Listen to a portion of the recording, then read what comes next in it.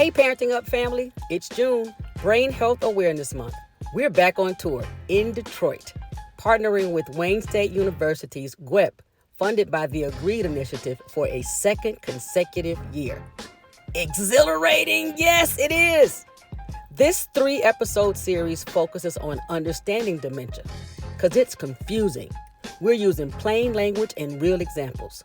What the symptoms look like, what living with dementia looks like, the importance of early detection, and more. Get ready to learn and laugh. Hey Parenting Up family, we are back in Detroit. Today we are digging into, is there anywhere that people who are living with dementia can go and feel safe and be safe? Like public places, public spaces, not just home, not just a neighbor's house, but can really go commune, get some coffee, go to a movie theater. Are there places like that right now where people can just be safely? Yeah, we found some and we're about to talk about it. Safe spaces for people living with dementia. Parenting Up, Caregiving Adventures with comedian Jay Smiles is the intense journey of unexpectedly being fully responsible for my mama. For over a decade, I've been chipping away at the unknown, advocating for her, and pushing Alzheimer's awareness on anyone and anything with a heartbeat. Spoiler alert, this shit is heavy. That's why I started doing comedy, so be ready for the jokes. Caregiver newbies, OGs, and village members just willing to prop up a caregiver, you are in the right place. Hi, this is Betty. I hope you enjoy my daughter's podcast. Is that okay?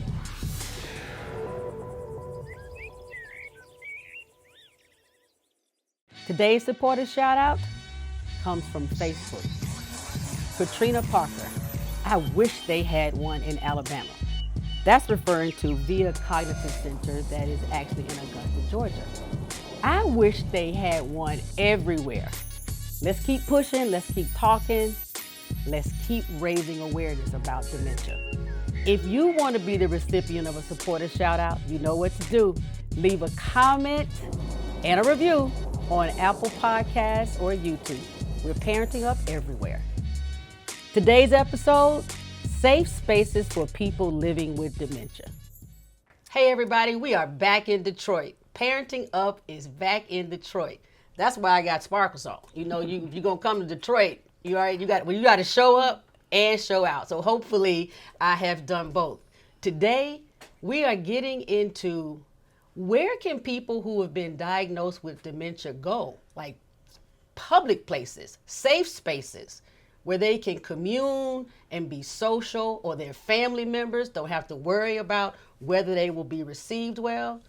And I got some experts right here from Detroit that are going to let us know where those spaces are. Hello. Hello. How you doing? Good. How are you? I'm great. Now, what's extra exciting is a couple of Deborahs up here. Yes. All right, we don't even have to hold your hand up yet. We got a couple of Deborahs. We got a Ruthie and we got a Lucia. Lurisi. And we got a Lurisi. That's what I get for going off the cuff. But that makes the conversation better. Yes. Okay. You're associated with the Alzheimer's Association of Metro Detroit. Absolutely. And you all are associated with Hartford Memorial Baptist Church. Did I say that right? Yes. Okay, now that's, okay. Because the church's name, you will get in trouble if you put the thing out of order. I learned that. True. I'm from Montgomery, Alabama. It was like, if it's Missionary Baptist Church, you can't say Baptist Missionary Church. Like, who you talking about? So, thank you all so much for being here.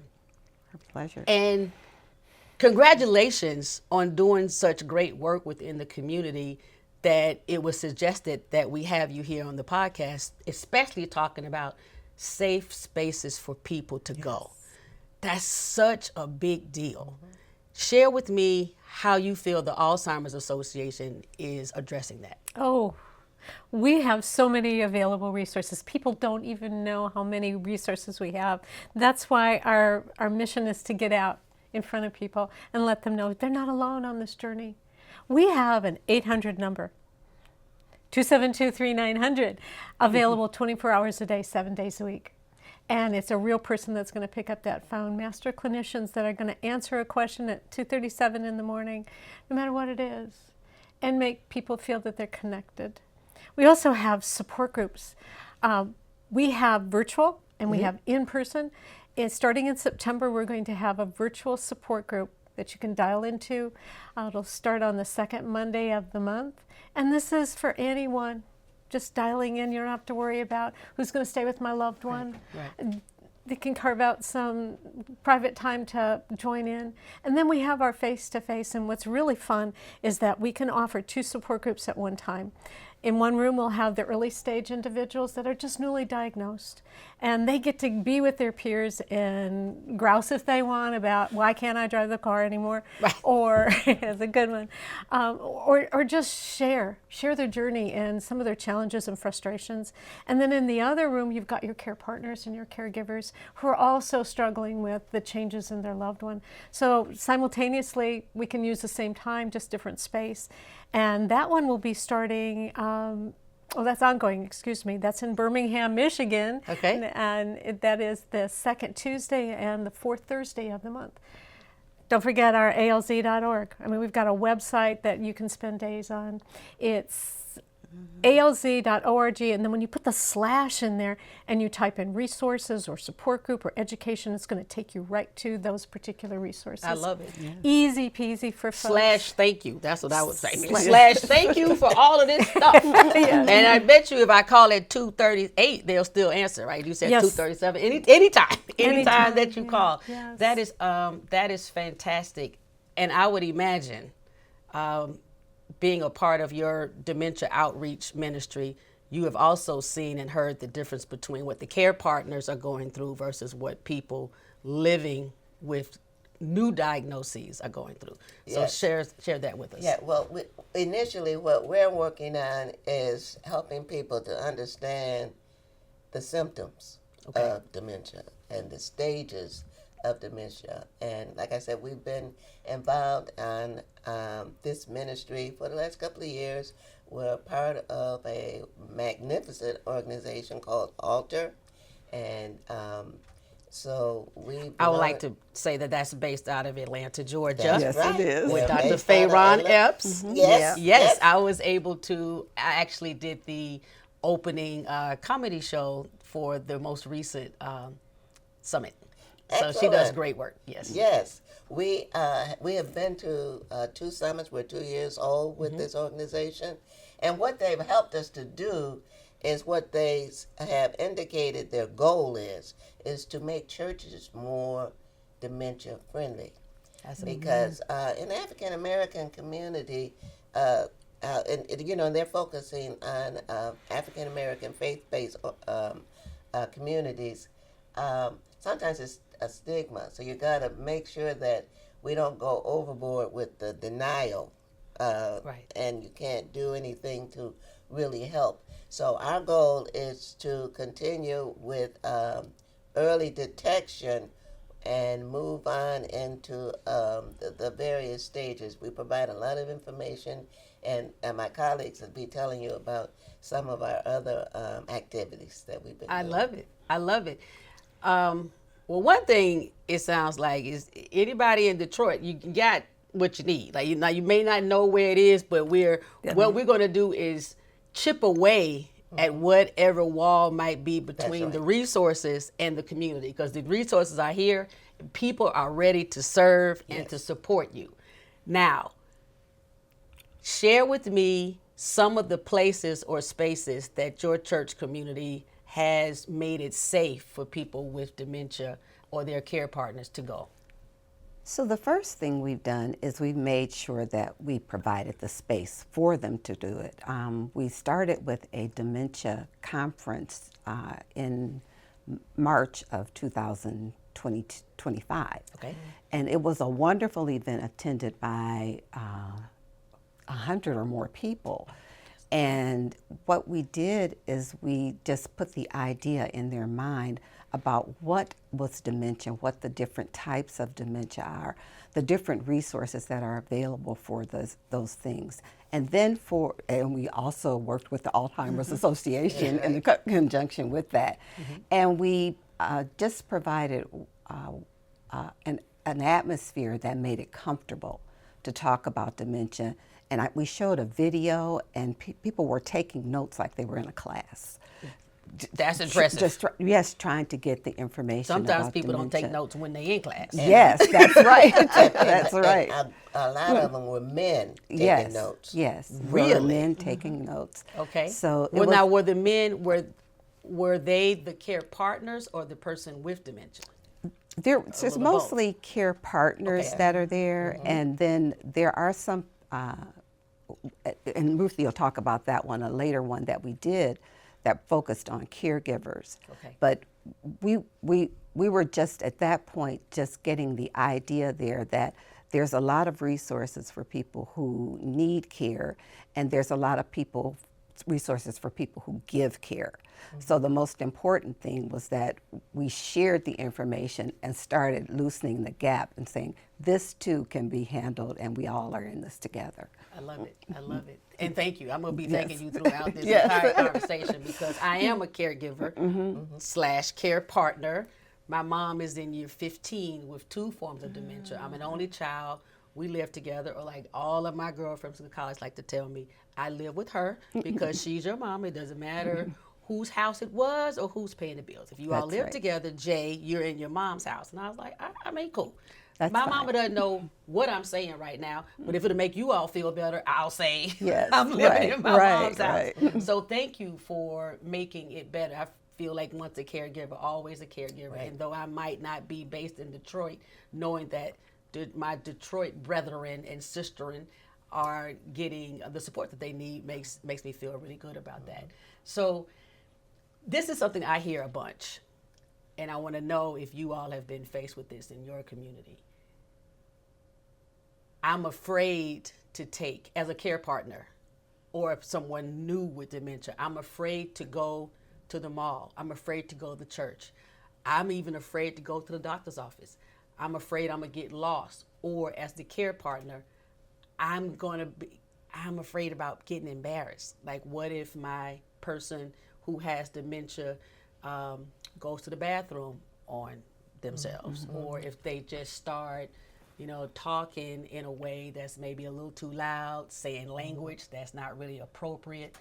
And then that makes everybody just stay home, right? Just trying to avoid what could be an embarrassing moment. Have you all heard any of that? Yes.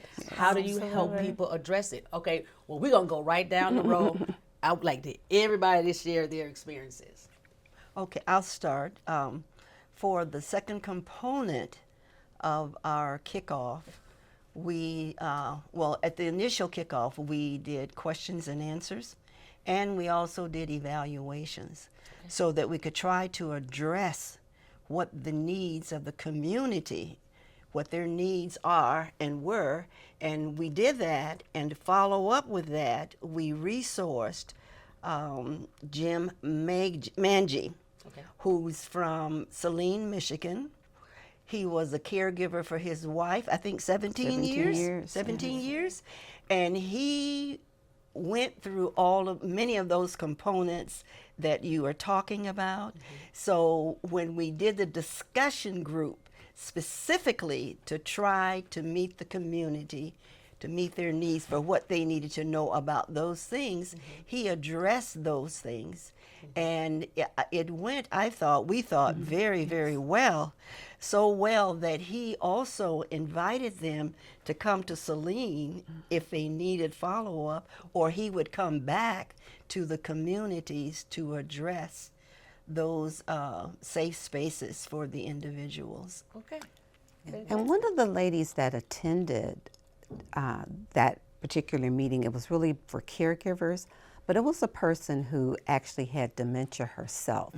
And you could see her sitting there thinking the light was turned on for her, that she was able to really feel like what she was relating to. So it was kind of gratifying to have that kind of interchange and to have him talking about it because he was very delightful to talk to. I bet it was. I've never actually been in a room where I saw a person with dementia seem as though the content of the conversation was really registering and with them. she's kind of functioning, but she's not really. But so she understands things a little bit more. Yeah. I got you. I'd like to say that we got we were referred to Jim by Alzheimer's Association. Yes. Okay. And that's putting it lightly that he really got everybody interested. I mean, Jim got in the middle of the floor and stuff. He got in the middle of the floor, and I said, "That's what I'm talking about. Get in the floor with it." You know what I mean? It was great, and he's a researcher as well. So it did that particular group discussion did what it was supposed to do. To give them the information. Of course, we had food too, but it accomplished what and we were able to follow up with other kind of food things. never ever hurts. No, I know in my entire life, growing up through college, and now everything is. Somebody invites me somewhere. I have 2 questions. First, who all over there? Second, what y'all got to eat? Like, you got to answer those succinctly and with speed if you really want me to show up. Yeah. And so, what about you, Deborah? Oh, well, I'm going to add to your feed them and they will come. Yeah. Absolutely. Yes. Regarding Celine is a dementia-friendly city. it is. And imagine Really? going to a city where people are trained to receive and listen and forgive and navigate and direct. It's just a beautiful place to be. And Clarkston, Michigan is also becoming a dementia-friendly city. Okay, well, hold on. Now, Yes, see, you all have a lot of information that you've just been living with and working with. Sometimes, like my grandfather would say, "Now hold on, you got to slow down. you got to be. How do you say? I'm drinking through a straw at a fire hose. That's something like that. I probably messed it up. But a dementia-friendly city. Please break down what that means. Okay. And how can you become a dementia-friendly city? Jim Manji, as the creator of Dementia-Friendly Celine, has done the homework for that. He works with Imagine Theaters. And you can go and have a dementia-friendly experience in the movie theater. Let's say they're showing Singing in the Rain. Okay. And they may have some people come out and do a little skit, and they get everybody singing. Everybody gets popcorn and a soda. And if they want to talk throughout the movie, they can. If they want to ask questions, they can. If they want to get up and dance, they can. It's all okay. And that is huge to have a large corporation like Imagine Theaters embrace the concept. And when you go to an Imagine Theater, you can see on their advertising, and we have dementia-friendly theaters. Yes. I think that is amazing. But in addition to that, we've got the Detroit Institute of Arts that has art-friendly dementia tours where families and caregivers and people with dementia can go and view art in a level that art is an interpretation, whatever they see. Our Detroit Symphony Orchestra has special performances for families and those living with dementia. Those are just 3 really huge entities. That's a big deal, though. That It is a big Because deal. we're talking about being in public, Yes. engaging with elements that would actually stimulate the brain Yes. and stimulate your sense of being. I know that with my mom, one of the hardest things was trying to find somewhere that she could go, that I could go with her even. I'm not trying to say drop her off somewhere. I'm like, where can we go together and actually she enjoy herself without her getting anxious? Yeah. Because in the early stages for my mom, while she may not have known, okay, I have Alzheimer's and I was diagnosed this many months ago, she knew something wasn't right. And so I could always tell because she would start feeling with her hands if we were in an environment that was uncomfortable for her. But the best I could do at that time, this is more than a decade ago, is try to take her to a matinee movie in a quiet part of town and sit in the back. And that was my version of a dementia-friendly movie situation, which was not nearly as good as what you just described. Well, you were on the right track. Yeah. So with a dementia-friendly, whether it's a city or Church. church, an ice cream parlor, whatever it is. How can individuals try to encourage their cities, once they see this conversation, their cities, their churches, their movie theaters to do more to become dementia friendly? Reach out to the Alzheimer's Association. Yes. We didn't even practice that. That was so great. That was so great. We didn't even practice. And reach out to the faith-based communities. Yes. And the faith-based community does reach out. I've learned, I'm from Lansing, and I was telling Deb that I was born in Arkansas, but I'm from Lansing. But when I moved to Detroit, an African-American community, they call the church for everything. And so you get calls, especially, Detroit's an old town. Yeah. You know, so you get calls from a lot of caregivers, a whole bunch of caregivers. And we have a lot of caregivers at our church. And all of them are dealing with dementia. Right. What are some of the, no, go right ahead. And it's kind of important to, because it's faith-based, there's a more tolerant level of people associated with it. So I had brought my dad to church before he passed, and he was suffering from dementia, and he wanted to sit where he wanted to sit. So he sat and moved right up to the front of the congregation, and that was fine. Everybody just let him sit there. And that was before we even started discussing dementia, because I noticed that in a lot of the ministries now, they're more dementia focused, and they pay attention to what is happening to the people in the congregation, and certain people just kind of help them, and they are more aware of people who are suffering from or appear to be suffering from some sort of dementia-related activity. And there's just a special effort in learning how to deal with them. That is excellent. And That also, is excellent. I'm sorry. And also to parrot what my colleague, what my deacon. Okay, deacon? Yeah. Wait, I got to cross my legs. And No, I need a. Oh my goodness! Good thing I ain't cursing. I'm a cursor. The Lord told me not to curse. Okay, just to keep my mouth shut. Yep. See there? See, he talks to you all the time. He does.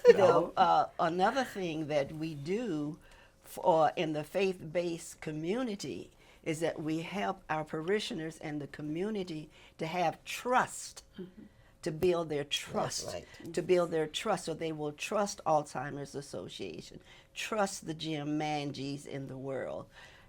That is. How do you do that? How do you build the trust within your community? We build the trust through providing information, On a following steady through. basis. We have pastoral care. And with building the information and following through with pastoral care, and we have Stephen's ministries that go out on a one-to-one basis. All of that helps to build the trust in the community, and trust seems to have been a significant component in our community over the years because of past practices. So they don't really trust what you're saying. Right. So I'm from Alabama. You don't have to tell me about not trusting. We don't trust anything coming from anybody. So, even your mama, you go and ask your grandmama, mama told me, is that right? And your mama in the other room saying, are you trying to check me? No, I'm asking grandmama. Right? You know what I mean? You try to get behind grandmama's apron and hide so somebody throw a shoe at you. Anyway, I'm sorry. There was no abuse in my home, Rev. Okay, all right. Let me clarify that. But to the point, I wanted to say, amen so much for you with your bringing your father and then other members of the congregation just scooching over, because listen, your seat is your seat at church. Yeah, I People know are it serious is. about that. And I knew that when he was doing it. It's like showing up at the Little Caesars Arena. I got row 2, seat 10. That's my seat. That is it. And I don't know how we got like that, but people are very attached to their particular seat, especially at church. And so kudos to your... I was more nervous about it than he was. Well, yeah, he didn't care. He was sitting where he was going to sit. But That's right. It was very comforting that they just accepted him. Agreed. Yeah. Yeah. The other thing is one of we as I said, we've been going to Alter for the last couple of years, and one of their presenters are the Black Dementia Minds. Yes. And the first summit that we attended, I will never forget. First of all, everybody looked like you and me. Okay. Now I was a caregiver for my mother. I mean, everybody looked like you and me. They had jobs, big jobs, husbands.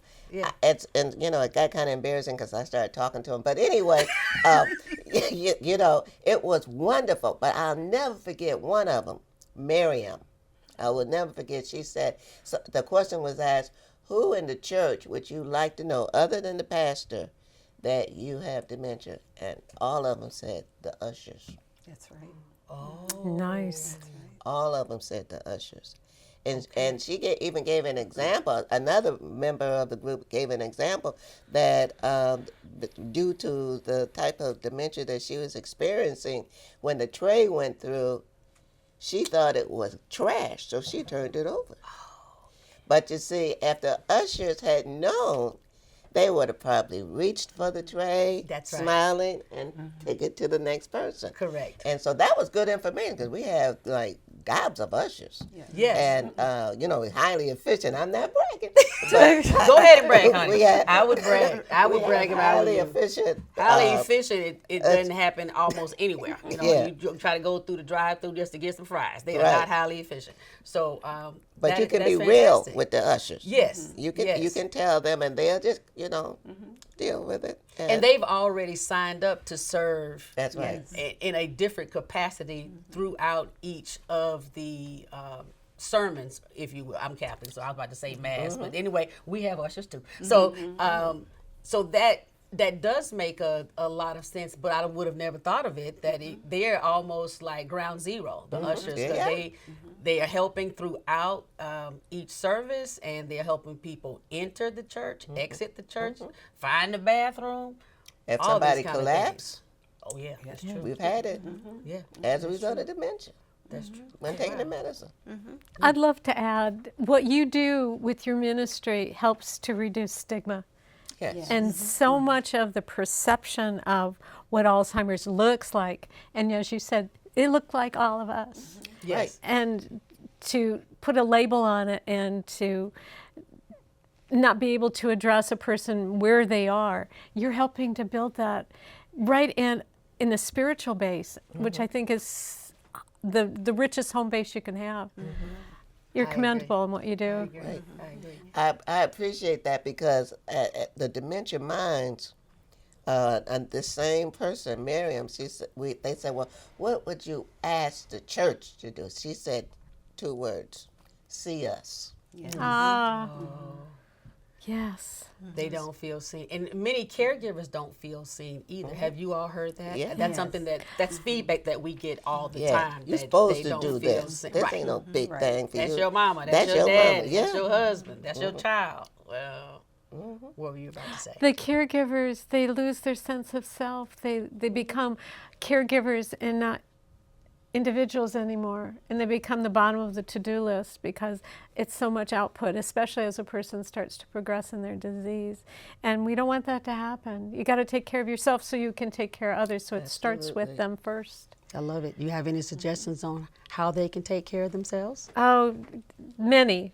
Start with the mantra, I am enough. And Okay. let that resonate because you have to be enough for yourself in order for you to help others. Take good care of yourself, really. Yeah. Keep your doctor's appointments. You all are giving such rich commentary and such passionate examples. I would love to hear how all of you came to care at all about dementia, that community. Was it that you're a caregiver? Is a loved one? Did somebody just say, hey, you have a really caring, nurturing spirit. I sure want you to come and join my ministry. How did you all get here? For me, I was so petrified of losing my mother. Okay. I mean, I'm the oldest of 5, and that pushed me. But that I did what she said, the opposite of what Deb said that you're supposed to do. I didn't take care of myself. Oh. No, I was petrified. I was at that hospital every day, spending the night, you know, because they go through so many changes when they start getting sick behind dementia. You just, that fear, I quit my job. Okay. That fear of losing someone that is the reason you're even here. Right. That drove me. I mean, that was drove you to get involved at your church, or that drove me to. It prepared me to get involved in my church. Okay. But that drove me to take care of my mother. I mean, literally take care of my mother. I understand. So I'm a caregiver from way back for my entire family. Okay. So I've with my mother, my father, my sister. So I've done a lot of caregiving, but that's not why I do it, because I just think that we as people need to help one another and learn from one another. So what I learned from my father, he was the one who had dementia, is that to kind of to be more tolerant, to be more progressive in my thinking about what was going to happen in dementia.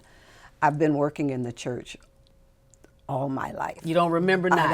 I don't remember a time I was not in the church, but I do know that when Reverend Larisi asked if we would become a part of this dementia ministry a couple of years ago, it kind of filled in a lot of gaps for me.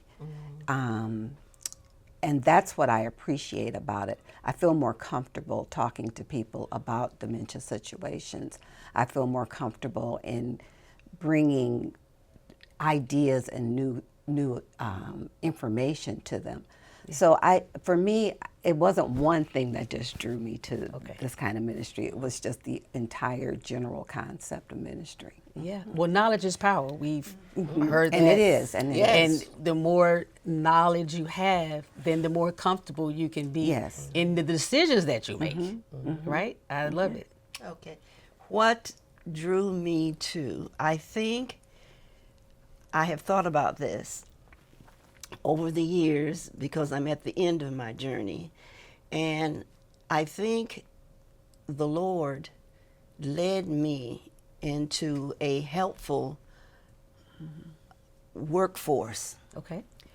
Which I've always been a patient advocate, way back even in the day when we really didn't have patient advocates.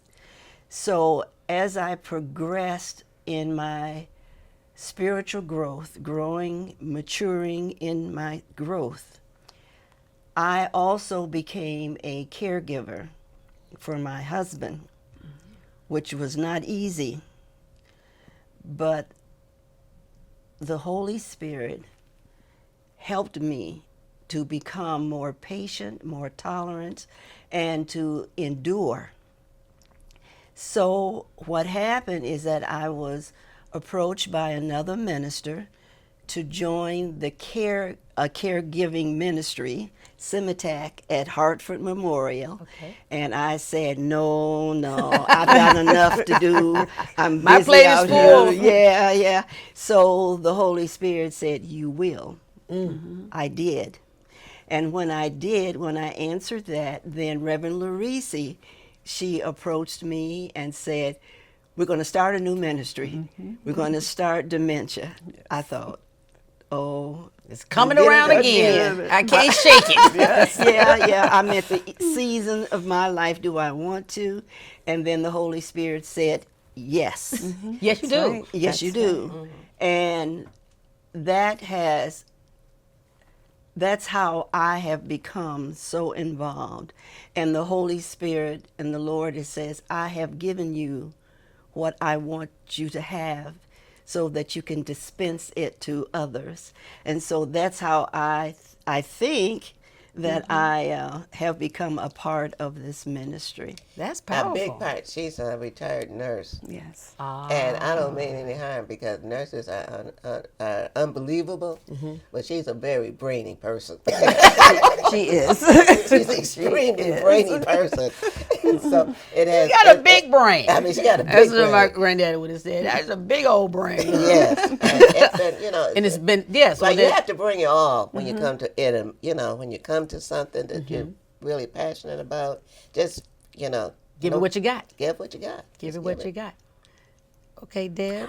Well, You have been with the Alzheimer's Association almost 2 decades. I'm gonna call it 20 years. sure. Nobody's we trying. can round up. Yeah. Yes. Yeah. Like you, Ruthie, it was a calling. My field was in health education, in health care for well seniors. And then this whole side population of brain disease surfaced. And I was drawn to that. I wanted to know more. And so I furthered my education, became an administrator for folks that needed a safe place to come and live out their journey. And what a better partner than to join the Alzheimer's Association, that I can get out there and share the latest and greatest information, help people understand the warning signs, how to listen, how to talk, what to do, all the resources that we have, and it feeds my soul. So I'm retired as well, but I love what I do. So thank you for asking that question. Some hard-working retirees, I tell you that. I'm a retiree. Y'all working we harder gotta than change people that name. that ain't retired. Retired. Well, I'm gonna tell you what are y'all people out here doing that ain't retired? They out here whooping y'all's butt. See how I changed my language? Okay. I didn't know we had the cloth is up here. The whole cloth is up here. You should have wore your cloth to let me know to act right. You're doing a good job. Thank you. Absolutely. As first of all, thank you all so much for sharing your personal journey to how you got here to be so involved with dementia. That is a big deal. It's very intimate, and sometimes it's a little hard to share. So it means a lot to me that you felt comfortable enough in this space to let the world know just how it all unfolded. Let us know a little bit about some things that you've heard that makes care partners hesitant to take a loved one anywhere, to take them out. What have been some things that you've heard through your various training sessions or just maybe feedback from caregivers? I'd love to kick that off. For many that maybe don't have a formal diagnosis and they're still struggling with what's actually happening. In the very early stages, you have days when everything's fine and there's no hiccups. And then you have these blips. And it can be in a public place where they saw the candy bar and put the candy bar in their pocket. And now it could be a shoplifting incident, and to explain, Ooh, ouch. That's it is. It's touchy. It's real life, and to be able to encourage folks, if you are concerned and you see these symptoms that start to surface a little bit more, find out what they are, so you can start with the research, get the help that you need, and help reduce the stigma. Yeah. And that's not easy. No. Because you have the family you have to deal with. And the family's in denial. And it's not an easy thing because...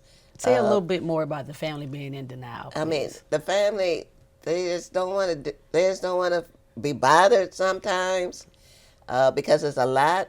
The mother is not the mother that they knew or the sister that they knew or the wife that they knew. I had a minister tell me, this isn't the woman that I married. Exactly. Right. And so that's hard to penetrate. But it's a matter of what you're driven to do. And not to get frustrated with the family. I've been through all of that where you have to call and say, what y'all doing? Right. You know what I mean? And but it's a person by person situation, but it is real Yes. because you might find eat candy they know nothing they're not supposed to eat. Right. Pick up something that they that didn't belong to them. Right. Like one time, this woman that I was out with, she sat down and helped herself to somebody else's lunch. You know what I'm saying? That she didn't even know. And That could cause a fight. This was a very gracious person that Yeah. just, She's like, smiled and didn't didn't say know. a word. That's a blessing. Yes. That was a blessing. That was an absolute blessing. Yeah. There's quite a bit of stigma about Alzheimer's, but I must say, in my environment, what I'm seeing, I'm also seeing with the advent of making society more aware of the disease process and the progression of the process, I'm seeing more love. Okay. I really Absolutely. am. I'm seeing more tolerance, more love. And you know what? I think they recognize something is wrong, but I'm going to show you some love anyway. That's beautiful. Yes, That gives us all hope and Yeah. reasons to be inspired. Yeah. Yeah, I recently have been helping a woman with Alzheimer's, and she's very moody. Okay. And so I think one of the fears is when you take someone out is whether or not they're going to actually behave. So you just kind of pray. Right. You not kind of, you really pray. Right, you pray. That everything is going to go okay, because we had an event a few weeks ago where she was at the doctor's office and she thought every single person at the doctor's office was from somewhere that she lived. And so she thought people were following her. So it was just to calm her down enough to think of that she's not being followed, Right. and you can't convince a person with Alzheimer's or dementia. You just have to kind of roll with it and just say, Right. sure, yes, that is. But we're going to go in here. We're going to see this doctor That's anyway. But it's every time it's something different. So you can't can't expect anything for the most part. Right. But you do something.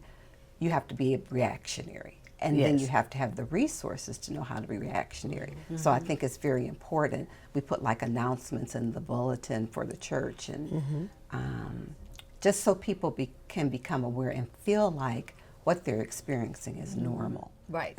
It is a new normal. Yes, a new normal. If you're a care partner or you are just familiar with the person who has been recently diagnosed or is living with dementia, it is a new normal. It's never going to go back to the life that they're not going to be that other person. And the point that you were making about how difficult it can be in a public setting if the person that you are with, you've been at a restaurant for 45 minutes and everything has gone smooth as silk, and then all of a sudden, right, they just turn the water upside down, and then everybody's wet everywhere and they don't know what to do. One thing I started doing when I take my mom out is, I guess it's kind of like telling the usher. I tell the hostess, hey, I just want you to know, you should probably sit us somewhere just in case something goes down. We're not right beside somebody else because my mom has dementia. I'm going to manage it as best I can, but can y'all take the knives? We only need spoons. Take the forks too. Those kind of things. And that just came to me out of a little bit of common sense and a whole lot of bad experiences where my mama was doing stuff with the knives and the forks. I'm like, wait, give me that, you know? So sometimes you just got to get out there and try it. It's okay to make mistakes. Hey, people, it's okay to make mistakes. Don't be so afraid that you and your loved one just stay in the house, because then you both start to lose that sense of self and sense of community. You have to learn not to be apologetic for that. Yes. Just let them be who they are, and but know some of the things that may happen, but just don't feel like you have to own that. That's a big deal. Yes, you don't have to own it. It's no you one's just fault. need to, There's it's nothing right. to apologize for. That's right. Yeah. And don't always correct them. Right. That's just enjoy them. That's right. Just enjoy them. Just enjoy them. And I'll add, keep your sense of humor. Yeah. Please keep Gotta your keep sense your of sense of humor. humor. At the Parenting Up community, we always advocate for keeping your sense of humor. And if you never had a sense of humor, go get one. Go get one. Watch it on You're YouTube. gonna There's a need lot it. of humor out there. There you go. Well, ladies, I have just enjoyed this conversation so much. Thank you for the work that you're doing tirelessly, because you've already retired and y'all are out here rubbing elbows and getting work done. And thank you. Thank you so very much. Thank you for having us. Thank you for having us. The Snuggle Up. Hey people, outside is open. Outside is open for those who are care partners and caregivers. Outside is open for people living with dementia. Don't stay cooped up in the house. That's my takeaway. Don't stay cooped up in the house. Go to church, go get your hair did, okay? Go to the movie theater and ask your churches, your small businesses around your community, like, hey, have y'all heard about being dementia-friendly? If they can have pet-friendly, try to have people-friendly. Thank you for tuning in. I mean, really, really, really, thank you so very much for tuning in. Whether you're watching this on YouTube or if you're listening on your favorite podcast audio platform. Either way, wherever you are, subscribe. Come back. That's the way you're gonna know when we do something next. Y'all know how it is. I'm Jay Smiles. I might just drop something hot in the middle of the night.